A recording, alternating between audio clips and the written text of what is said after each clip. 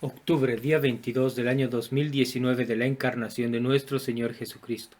Sin novedad en la posición, la silla del bienaventurado Pedro continúa vacante desde la muerte de su santidad Pío XII el 9 de octubre de 1958.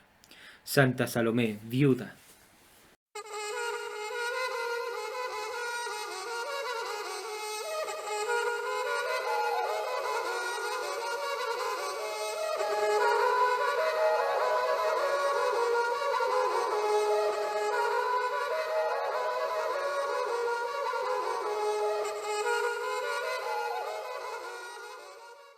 Era consiguiente a los grandes beneficios que ha recibido España de su primer apóstol y patrón Santiago, que nuestra Iglesia tuviese en gran precio la memoria de su Santa Madre, tantas veces celebrada en los Evangelios, y que eligiese en el discurso del año un día en que le diese festividad.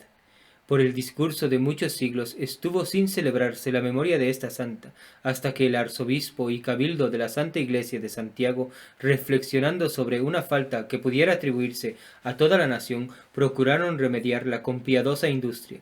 Dispusieron un oficio propio de esta santa, a quien ya anteriormente celebraba la Iglesia compostelana, y habiendo pedido su aprobación a la Sagrada Congregación de Ritos, vio esta y reconoció la justicia de la súplica, y en su consecuencia expidió su decreto el 28 de agosto de 1762, en el cual, atendiendo a las preces del rey católico, no solamente aprobó el oficio con el rito de segunda clase para todo el arzobispado de Santiago, sino que le extendió también con el del doble mayor para todos los dominios de España.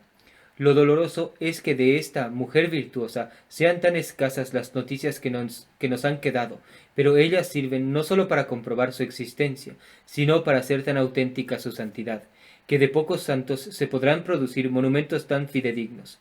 Estos se reducen únicamente a los que se contienen en los 4 evangelios, y a lo que de ellos se deduce, sin violencia, mayormente cuando está apoyado en el dicho o sentencia de algún santo padre. Bajo este concepto referimos lo que de esta santa mujer dijeron los evangelistas, que será lo bastante para formar un juicio cabal de su santidad y alguna idea de su vida, que es como se sigue.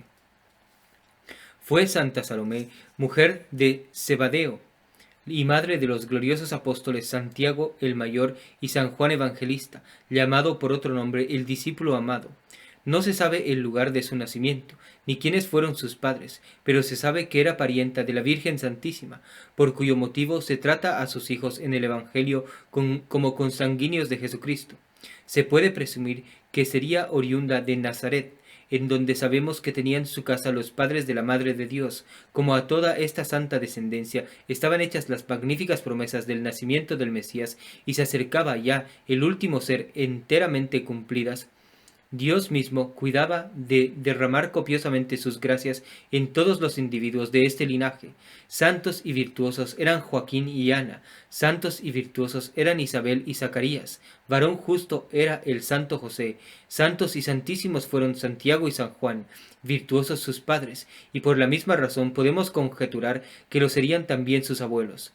Estos darían una educación santa a Salomé, muy semejante a la que ella daba a sus hijos, cuya bondad se comprueba con la pronta correspondencia que dieron a los divinos llamamientos y la admirable prontitud con que siguieron a Cristo. Casada con el Zebedeo, que era el pescador de oficio, aunque con barca propia, se deja conocer, o que no era tanta su nobleza, como dice el padre San Jerónimo, suponiendo que era conocido del sumo pontífice por la nobleza de su linaje, o que la escasez de bienes de fortuna la habían oscurecido, como acontece frecuentemente en el mundo. Lo cierto es que sus haberes no pasaban de una barca y unas redes, las cuales no debían estar muy buenas, pues cuando Jesús pasó por el lago de Genezaret, que los hebreos, según su costumbre, llamaban mar, estaban comprendiéndolas y remediándolas, prueba que no eran nuevas, ni estaban en aquel estado de las que suelen tener las personas ricas y poderosas. Orígenes, en el libro primero contra Celso, pretende colocar a esta santa familia en una mediana de nobleza, haciendo distinción entre el navegante o marinero y pescador, atribuyendo a este último un estado humilde de personas que ganan el sustento con mucho trabajo y con el sudor de su rostro, y al primero mayor riqueza y algunas conveniencias. Pero esta distinción parece algo frívola, porque también Simón Pedro tenía su nave propia, como se dice en el capítulo 5 de San Lucas, sin que por esto se le extraiga de condición de un pobre pescador. De todo ello resulta que Santa Salomé era de pobre linaje, atendiendo a los bienes de fortuna, pero muy rica si se atiende a la rectitud de costumbres. En el tiempo que Jesucristo llamó a sus dos hijos al apostolado, nada se dice que hiciese oposición o sentimiento, lo cual es prueba de gran virtud. Tanto Santiago como San Juan eran ya de edad competente para ayudar a su padre en el ejercicio de la pesca. Esto sin duda alguna les traería grande utilidad. Por otra parte, es bien notorio el amor que tienen las madres a sus hijos, y que siempre quieren tenerlos a su lado para tener cerca de sí en qué desahogar el amor maternal. Amor por una parte e interés por otra. Son dos agentes muy poderosos respecto del corazón de una mujer. Sin embargo de esto, cuéntale su marido el Zebedeo lo que había pasado con sus dos hijos. Como estando a la orilla del mar había pasado por allí Jesús, les había mandado que le siguiesen, y al momento le habían seguido, dejado las reses, dejando su oficio, y lo que es más que todo, dejando a su mismo padre. Cuando el Zebedeo refería estas cosas, veía a Santa Salomé que eran verdaderas, pues realmente veía que no habían vuelto sus hijos a tomar el alimento diario en su propia casa. Cualquiera madre, en semejantes circunstancias, parece que había de acusar de ingratos a sus hijos, y de tirano cruel o engañador al que les había arrancado del seno de su casa. Nada de esto se lee de Santa Salomé, antes bien se puede creer que concibió una santa envidia de San Juan y Santiago, y que desde aquel mismo instante propuso imitarlos, si era servido Dios quebrantar los lazos del matrimonio, porque entonces la tenían atada. No debió tardar en suceder así, según parece del Santo Evangelio, pues vemos que bastante antes de su muerte seguía a Jesucristo juntamente con otras mujeres piadosas, naturales de Galilea. Esto era una costumbre entre los hebreos, y en el capítulo 8 de San Lucas se señalan muchas mujeres que seguían a Jesús y a los apóstoles, sirviéndolos y dándoles sus propias haciendas por sólo la recompensa de que les enseñasen y dirigiesen por el camino de la vida. San Jerónimo sobre San Mateo advierte esta misma costumbre de los judíos, por lo cual el vulgo no se escandalizaba, y escribiendo a San Pablo a los Corintios, pregunta así: ¿Por ventura no tengo yo facultad de llevar una mujer en calidad de hermana por los pueblos y ciudades en donde predico, como lo hacen los demás apóstoles? Luego pues que Salomé se vio libre de las ataduras del matrimonio por la muerte de su marido el Zebedeo, vendió lo que tenía y llevó el precio a los pies de Jesucristo, prometiendo seguirle como lo hacían los apóstoles y muchas mujeres piadosas. En esto mismo se manifiesta el desprecio con que miraba esta santa mujer las cosas terrenas, y el esmero con que anhelaba por las celestiales y divinas. En compañía de Jesús y de tantas piadosas mujeres como le seguían, nada podemos suponer en ella que no sea muy conforme a la doctrina del Evangelio, del cual hacían profesión, pero sin embargo, fuese por amor de madre o fuese por la satisfacción que le inspiraba el parentesco con Jesucristo, hizo con este Señor una pretensión que causó por entonces gran disturbio entre los apóstoles, y ha sido causa de que posteriormente algunos santos padres la hayan notado a ella y a sus hijos de ambiciosos.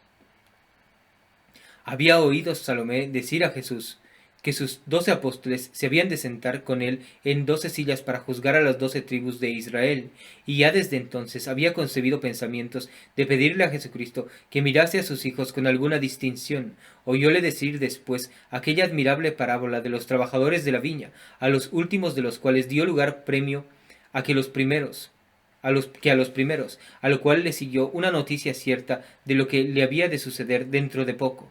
Caminaba Jesús a Jerusalén, y llamando aparte a sus apóstoles les dijo: He aquí que subimos a Jerusalén, y el Hijo del Hombre será entregado a los príncipes de los sacerdotes y a los escribas, quienes le condenarán a muerte y le entregarán a las gentes para que hagan de él escarnio, y le azoten y le crucifiquen, y al tercer día resucitará. Los hijos de Salomé no pudieron callar el secreto, y así dieron parte a su madre de lo que les había dicho Jesucristo. San Agustín, en el libro 2 de Consensu Evangelist, capítulo 64, San Juan Crisóstomo, en la homilia 66, y otros piensan que Santa Salomé fue instada y movida de sus mismos hijos a hacer la petición que luego referimos, pero esto no consta del Evangelio. Es cierto que Jesús dirigió su respuesta a los dos apóstoles. Es también cierto que San Marcos refiere cómo vinieron ellos mismos a hacer la pretensión, pero casi todos los santos padres y expositores del Evangelio refieren esta historia de la manera que cuenta San Mateo, y concuerdan los evangelistas, diciendo que Jesucristo respondió derechamente a los apóstoles, porque les atribuyó a ellos la pretensión de su madre. Esta pues se fue a Jesús acompañada de sus dos hijos, y habiéndole hecho antes reverencia, se quedó como cortada en ademán de querer pedir alguna cosa, pero sin atreverse a declarar su petición.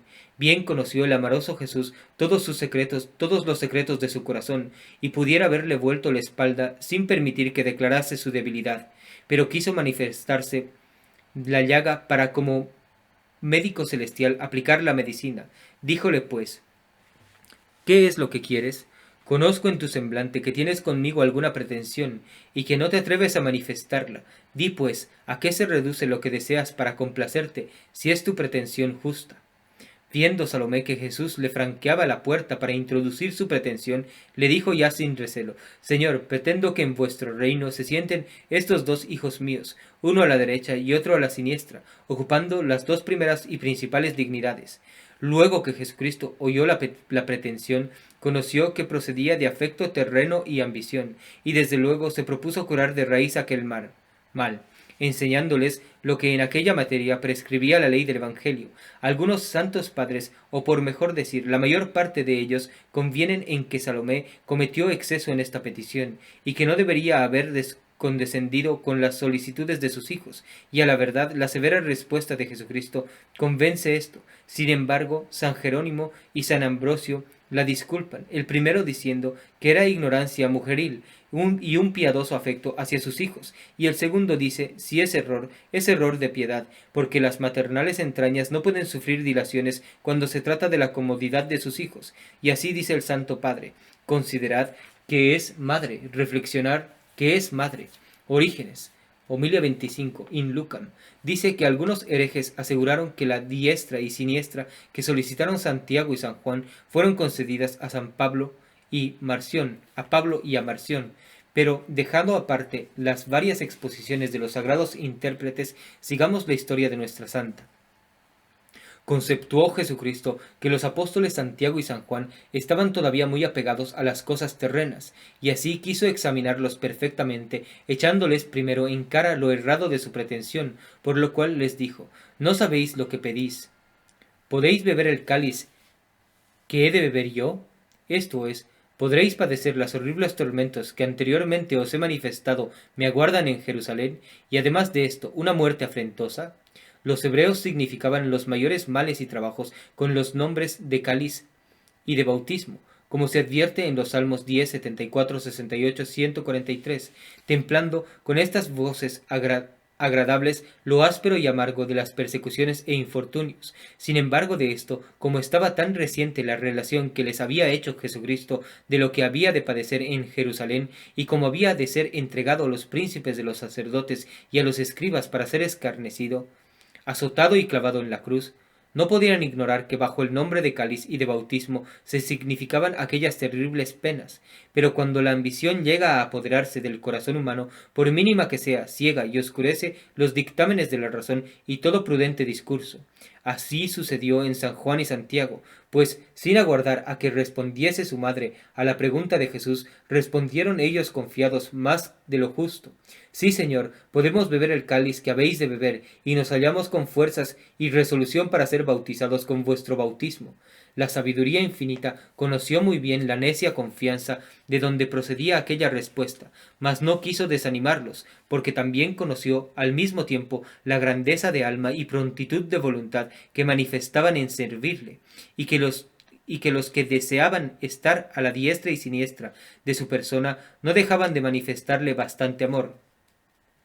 Beberéis mi cáliz, les dijo, pero el sentaros a mi diestra o a mi siniestra no está en mi mano el concedéroslo a vosotros, sino que será para aquellos para quienes está preparado por mi Padre. Quiere decir, las primeras sillas de mi reino no son como las dignidades terrenas, ni se dan por respeto de parentesco, amistad o recomendación. Se dan sí a aquellos que, según los eternos decretos de mi Padre, se harán más acreedores, a los que combatieren mejor sus pasiones, a los que hicieren un justo aprecio de las inspiraciones de la gracia, a los que no rehusasen los trabajos ni las fatigas, a los que finalmente cumplieren la ley evangélica, a los que les serán distribuidas las recompensas a proporción de su mérito, sin que les falte en lo más mínimo ápice de la justicia. De esta manera, sin quitarles la esperanza de poder conseguir los primeros honores, los estimuló a merecerlos con las obras, en lo cual se advierte una conducta propia de la divina sabiduría y de la infinita misericordia. Es de creer que Santa Salomé, después de esta instrucción de Jesucristo, se esmeraría más y más en desarraigar de su corazón los afectos terrenos y en seguir su santísima doctrina con mayor pureza. Es creíble también que se hallase presente a aquellos altísimos discursos y lecciones de caridad que dio el Divino Maestro en los últimos tiempos de su vida. A lo menos se sabe del Evangelio que en tiempo borrascoso de la Pasión, cuando todos los apóstoles habían huido a excepción de San Juan, esta santa, juntamente con otras mujeres, le acompañaron hasta el Calvario, sin que el terror de los soldados amedrentase la debilidad de su sexo, ni se disminuyese su fe, porque veían padecer a Jesucristo como si fuera puro hombre y fascineroso.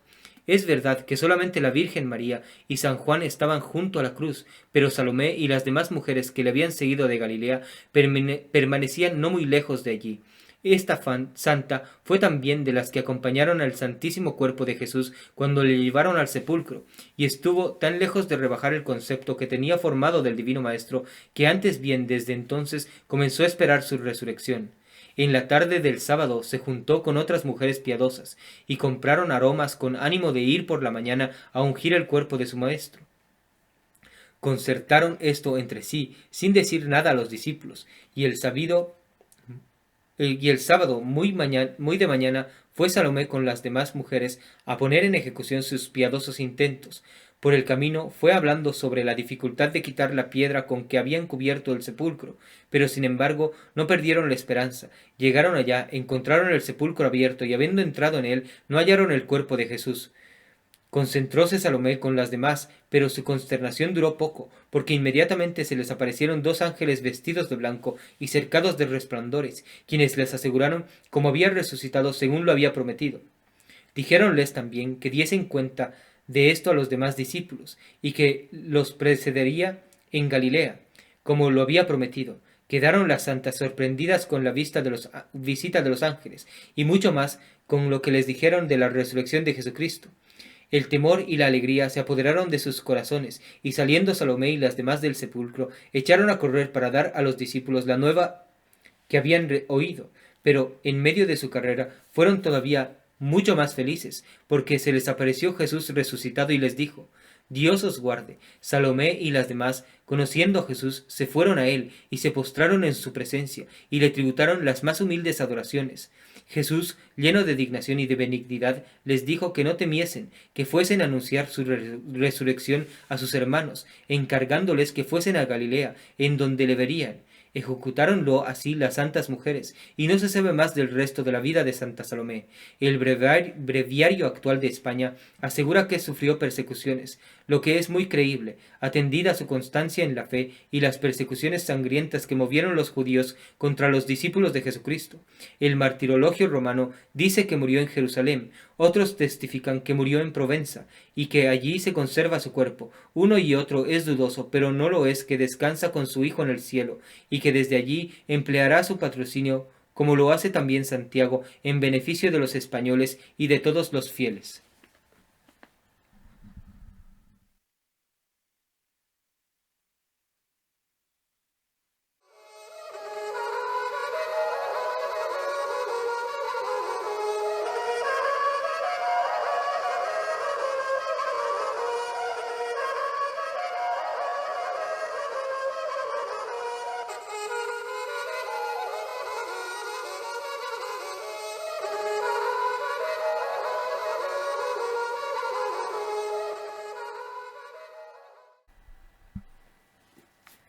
Martirologio romano en Jerusalén, San Marcos, obispo, varón muy ilustre e instruido, quien fue el primer gentil que gobernó aquella iglesia, y poco tiempo después mereció la palma del martirio bajo el emperador Antonino. En Adrianópolis, en Tracia, la fiesta de San Felipe, obispo, San Severo, presbítero, San Eusebio y San Hermas, mártires, quienes fueron quemados bajo Juliano Apóstata, después de los trabajos de una cárcel y de los azotes. En el mismo lugar, San Alejandro, obispo, San Heraclio, soldado y sus compañeros, todos mártires. Enfermo, en la marca de Ancona, San Felipe, obispo y mártir. En Huesca de España, Santa Nunillón y su hermana Santa Alodia, vírgenes, las que por haber confesado la fe fueron decapitadas por los sarracenos, consumando así su martirio. En Colonia, Santa Córdula, una de las compañeras de Santa Úrsula, la cual, asustada de los suplicios y de la muerte de las demás, se escondió, mas arrepentida de su flaqueza, se presentó al otro día y recibió la corona del martirio después de todas las otras. En Hierópolis, en la Frigia, San Abreso, obispo, que floreció en tiempo del emperador Marco Antonino. En Rouen, San Mellón, obispo, enviado ahí después de ordenado por el Papa San Esteban para predicar el Evangelio. En Toscana, San Donato el escocés, obispo de Fiesoli. En Verona, San Verecundo, obispo y confesor. En Jerusalén, Santa María Salomé, de quien se lee en el Evangelio haberse encargado de la sepultura de nuestro Señor. En el obispado de Besanzón, San Valerio, diácono de Langueres, mártir. En Clermont de Auvernia, San Nepociano, obispo. Cerca de Givry, en Argona, diócesis de Chalons, de la Saona. San Luvente, abad de San Privato, de Mende. En Bercet, de Parmesan, San Moderando, obispo de Rennes, en la Bretaña. Cerca de Breda, en el Bernabante, San Hulberto, labrador. Este mismo día, San Julio, martirizado con otros muchos cristianos de ambos sexos, venerado por los coptos y los abisinios. En Egipto, San Abibo, monje, venerado por los cristianos de Etiopía. La misa es en honor de la santa y la oración la siguiente. Oh Señor y Jesús, por cuyo amor la bienaventurada Salomé, entre todas las almas que te fueron primeramente fieles, lo dejó todo por ti, y cuidó de venerar tu sagrado cuerpo cuando estaba sepultado. Concédenos, misericordioso Señor, que imitando sus obras y sepultados contigo, merezcamos ser participantes de la resurrección eterna. Tú, que vives y reinas en unidad del Espíritu Santo Dios, por los siglos de los siglos. Amén.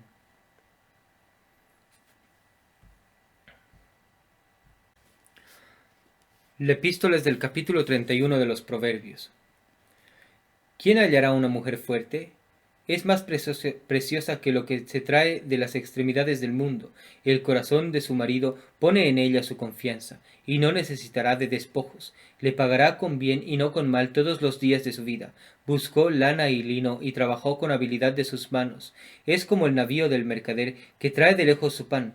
Levantóse antes del amanecer y repartió a su familia la comida, y su tarea a las criadas. Reconoció una heredad y la compró, y plantó una viña con el trabajo de sus manos.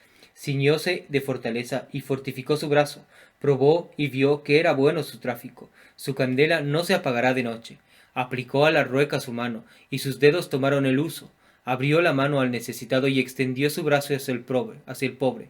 No temerá que molesten a su casa los fríos ni la nieve, porque toda su familia tiene ropas dobles.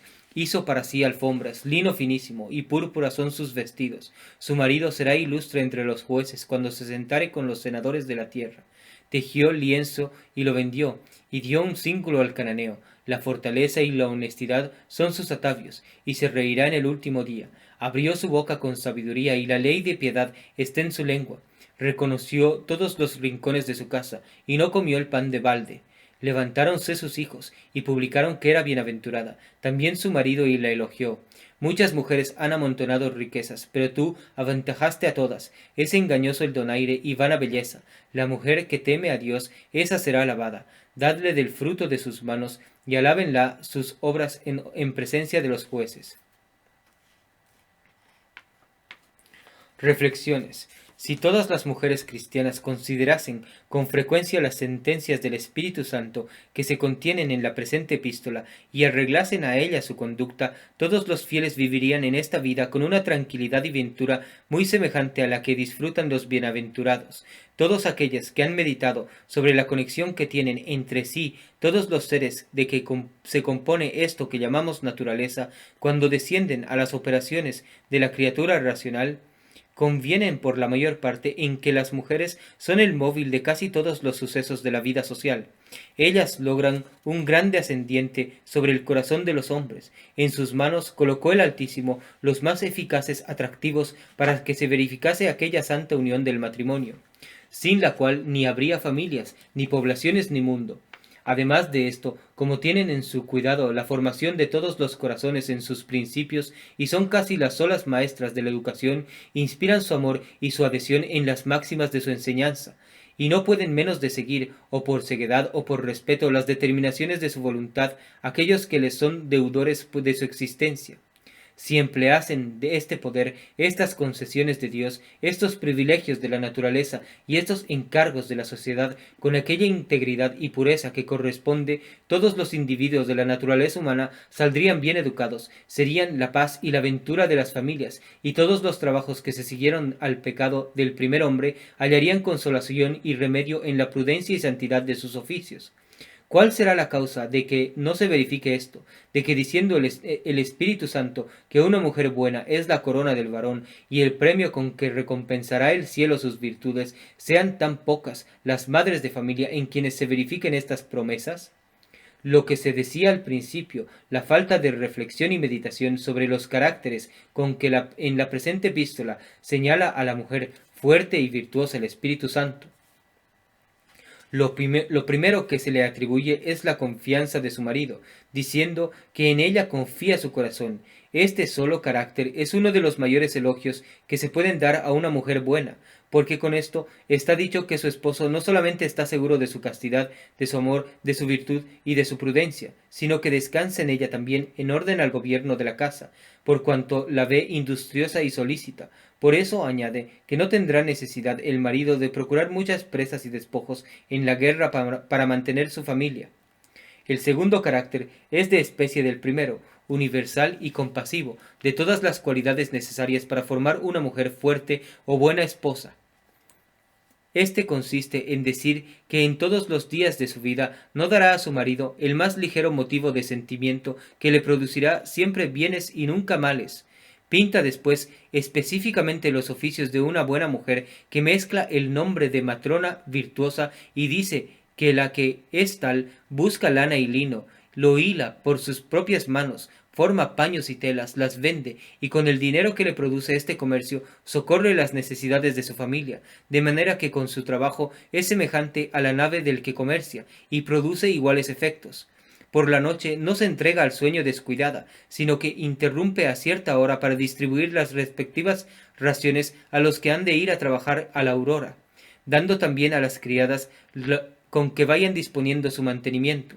Al tiempo que se manifiesta tan industria, ahorrando en su casa sin miseria, pero con economía, y trayendo de fuera el fruto de su trabajo, pone los ojos en una tierra, la compra, y con lo que le fructificaron las manufacturas propias, plantó en ella una viña. Lejos de parecer delicada, trabaja con sus propias manos, maneja por sí misma los negocios y operaciones que necesitan mayor robustez, contenta de trabajar día y noche al ver que el fruto corresponde a su fatiga. Los bienes que consigue no los quiere para sí sola, sino que abre sus manos benéficas para socorrer a los miserables, que en ella siempre hayan consuelo. No teme que en su casa sea sentido el frío de la nieve, porque todos sus familiares tienen vestido doble. Ella misma fabrica los tapices, los tapetes de varios colores. Ella se viste de viso y de púrpura, y su marido, aún mejor vestido que ella, hace la figura de un noble entre los senadores de la tierra. La sabiduría, la fortaleza, la misericordia y la tranquilidad de conciencia la acompañan hasta en los últimos instantes de su vida.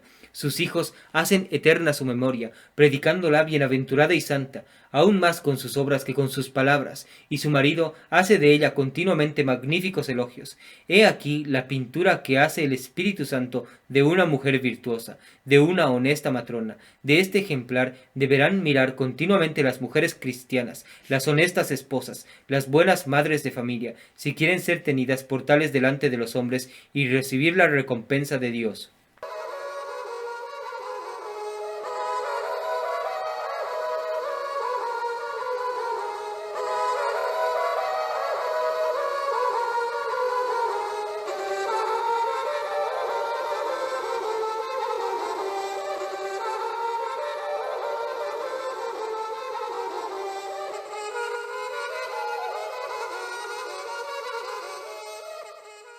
El Evangelio es del capítulo 20 de San Mateo.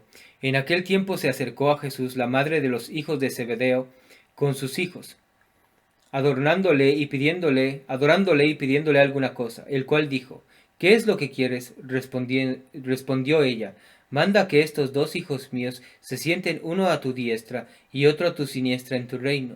Respondiendo pues Jesús dijo: ¿No sabéis lo que pedís? ¿Podéis beber el cáliz que he de beber yo? Le respondieron: Podemos. Díjoles: Beberéis, sí, mi cáliz, pero el sentarse a mi diestra o siniestra no me pertenece a mí el concederlo a vosotros, sino a aquellos a quienes está preparado por mi Padre. Meditación sobre los daños de la ambición. Punto primero. Considera que la ambición es un vicio tan feo y abominable que, aun prescindiendo de lo sobrenatural, constituye al hombre en esta vida en un estado tan calamitoso que por esto sólo debería aborrecerse. Considerando esto, San Bernardo en el libro 3 de sus Meditaciones exclama: «Oh ambición, cruz de los pretendientes, ¿cómo es que, atormentando a todos agradas? Ninguna cosa atormenta más acerbamente ni inquieta con mayor molestia». Tiene razón San Bernardo, porque el ambicioso ni hay trabajo que rehúse, ni servidumbre a que no se abata, ni cautividad y prisión a que no se sujete para lograr sus intenciones. Si echamos una ojeada por los palacios y antesalas de los poderosos, hallaremos tan repetidos ejemplares de esta verdad, que causa horror el ver que la condición de los cristianos no baste para contener a los hombres de abatirse a tanta humillación, porque ¿a qué torpes bajezas no se expone un ambicioso para llegar a lograr la gracia de aquel por quien espera ser ensalzado? Él predica por virtudes y acciones más injustas, alaba su genio, engrandece su ascendencia, canoniza de piedades sus tiranías, llama justicia sus usurpaciones, hace de fiscal contra los pupilos y viudas, excusando y aun justificando la opresión que padecen de parte de su ídolo, y aun llega su vileza a tributar respetos a las más despreciables personas que habitan en los zaguanes y caballerizas de su casa.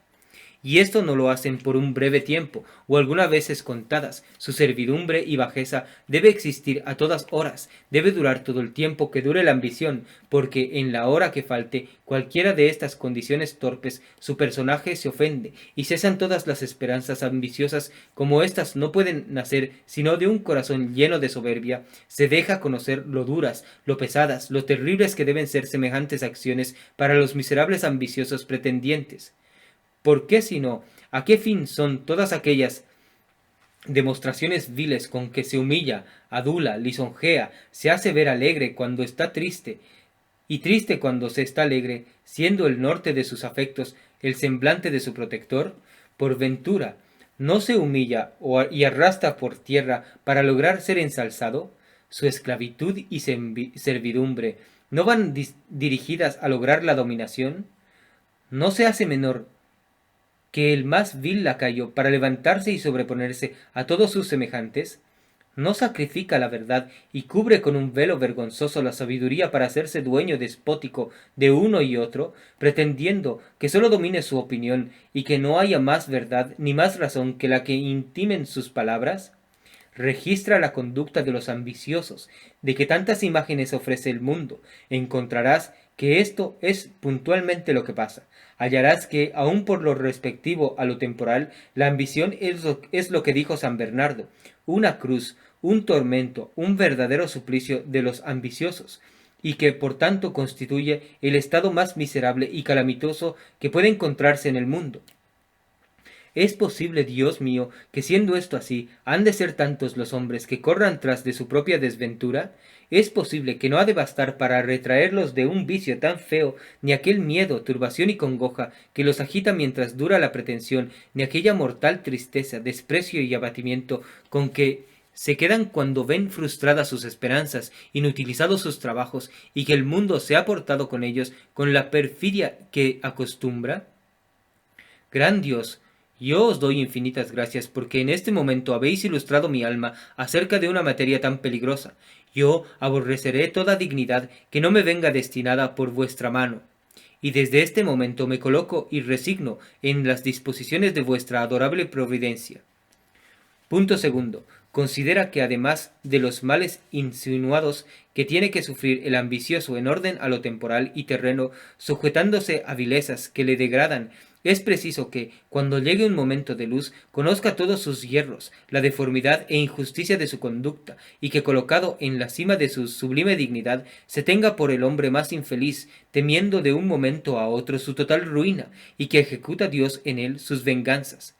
Es cierto que, como dice San Juan Crisóstomo en la homilia 43, el furor de conseguir mayor gloria ciega de tal manera que suele hacer estúpida la mayor perspicacia de entendimiento, pero también es cierto que ha de llegar un momento en que se corra el velo de todas las apariencias, y comparezcan libremente la verdad, la razón y la justicia manifestar al ambicioso su conducta, según el aspecto de toda su enormidad.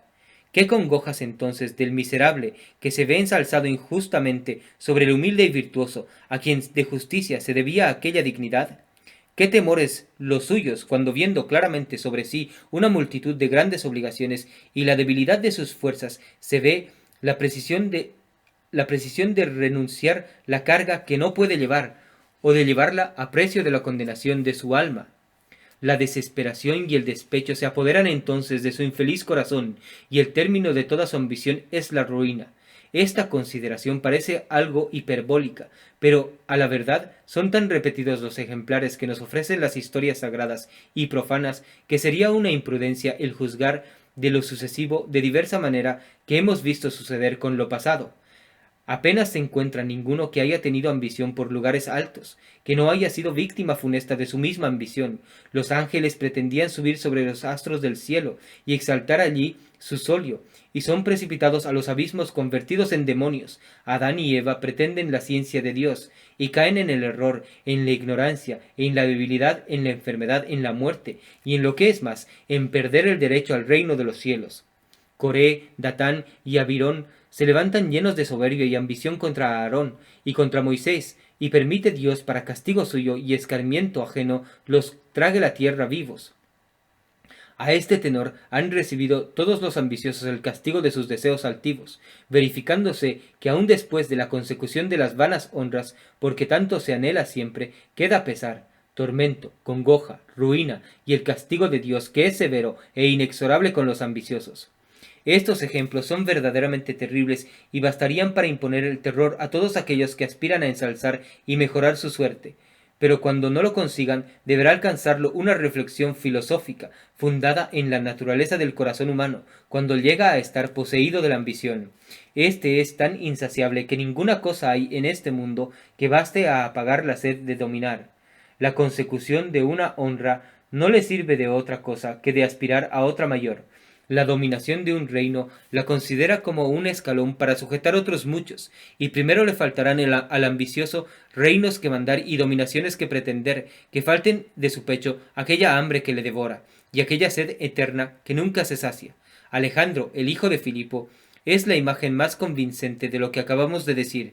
Poseía éste el reino de Macedonia con algunas más conquistas que le había dejado su padre. Pudiera ser feliz si no fuera ambicioso, pero abriendo su pecho este vicio feroz, mueve guerra deseoso de dominar y conquista toda la Grecia. No podían prometerse tanto unas prudentes esperanzas, pero Alejandro no se contenta con eso. Sigue sus conquistas y usurpa a los persas y medos, sus imperios respectivos. Ni con esto se contenta, conquista una gran parte de la India, y cuando lo fue dicho que apenas había más tierra que conquistar, se queda con mayor tristeza por no haber saciado su ambición, que cuánta alegría había tenido en sus innumerables victorias y conquistas. De todo se infiere, oh cristiano, que la naturaleza, la filosofía, el evangelio, todo declama y todo se conjura contra los ambiciosos. Jaculatorias. El que edifica casa alta busca su ruina. Con esta sentencia, Dios mío, me dais a entender que no puedo procurar mi ensalzamiento y gloria sin dar conmigo en un precipicio. La exaltación y grandeza delante de vos consiste en la humillación, y así dijisteis, Señor, a vuestros discípulos, el que quiera entre vosotros ser mayor, hágase siervo del otro. Propósitos. La ambición, dice San Bernardo, explicando el Salmo 90, es un mal sutil, es una ponzoña secreta, es una peste oculta, es artífice de todos los engaños, madre de la hipocresía, padre del rencor, origen de los vicios y fomento de todos los crímenes. Es la polilla de las virtudes, el orín de la santidad, la que ciega los corazones, la que trueca los remedios de las enfermedades y la que engendra dolencias en las mismas medicinas. Todo esto es la ambición, según este Santo Padre. Todos los demás dicen con corta diferencia lo mismo. En vista de esto, se necesita poco para conocer cuáles deben ser tus propósitos en este día. El huir los males temporales lo dicta la misma naturaleza. El huir los del espíritu lo dicta la religión y el evangelio que profesas en calidad de cristiano. Estos son motivos suficientes para mirar con horror los puestos y dignidades, puesto que de ellas nada te puede venir sino vanidad y de vanidades. Aflicción de espíritu, trabajo y dolor, servidumbre en tu cuerpo y ruina en el espíritu. Esto no habla solamente con aquellos que pretenden obispados, grandes dignidades eclesiásticas, puestos altos en la república, señales de distinción y de honor, como son títulos, veneras y de nobleza.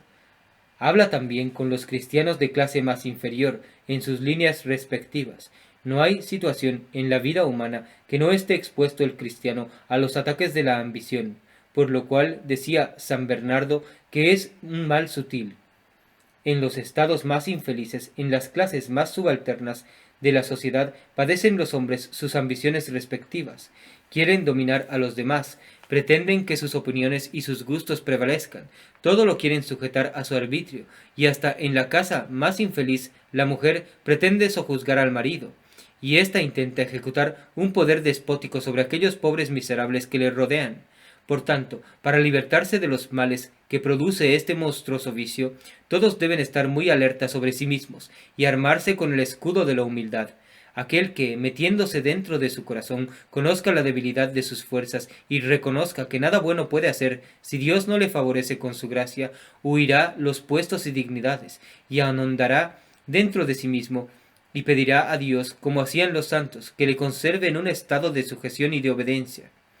He aquí lo que debes tú hacer para portarte como cristiano y corresponder a las gracias con que está Dios ilustrando tu entendimiento al presente con las consideraciones de este día. Pero ¿lo harás así? ¿Serán estables y duraderos los conocimientos que has sacado de la conducta de los apóstoles y de la petición que hizo a Jesucristo la madre de Zebedeo?